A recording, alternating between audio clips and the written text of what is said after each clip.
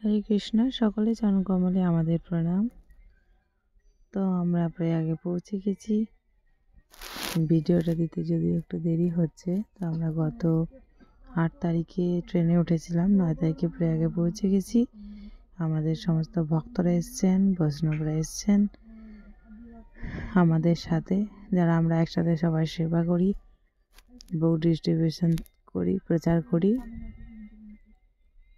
তো অফিসে সবাই রয়েছে, এখানে ব্রহ্মচারীরা রয়েছেন। এখন গাড়ি ঠিক করা হচ্ছে যেখানে কুম্ভ মেলার ক্যাম্প তৈরি করা হয়েছে ইসকন পক্ষ থেকে। তো সেখানে আমরা এখন যাব, তার জন্য গাড়ি ঠিক করা হচ্ছে।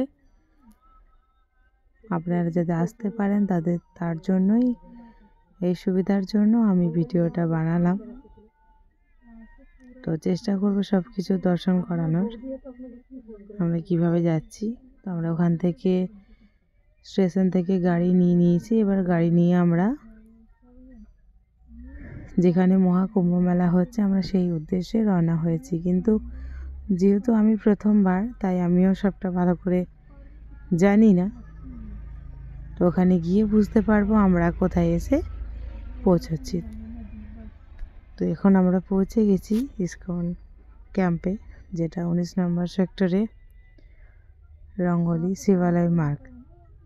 আমরা পৌঁছে গেছি এখানে এসে। এই হচ্ছে ইসকনের গেট, আপনারা দর্শন করুন। খুব সুন্দর তৈরি করা হয়েছে। আমরা এসে পৌঁছে গেছি। তো এর ভিতরে কিভাবে কি করা হয়েছে, মন্দির কিভাবে সাজানো হয়েছে, সে আমি পরে আপনাদের কাছে আবার দর্শন করাবো, তুলে ধরবো। আজ এই পর্যন্তই থাক। আপনাদের আসার জন্য, আপনারা সবাই আসুন, মহাকুম্ভ মেলা দর্শন করুন। তার জন্যই আমার এই ছোট ভিডিও করা। ভুল ত্রুটি হলে ক্ষমা করবেন। হরে কৃষ্ণ।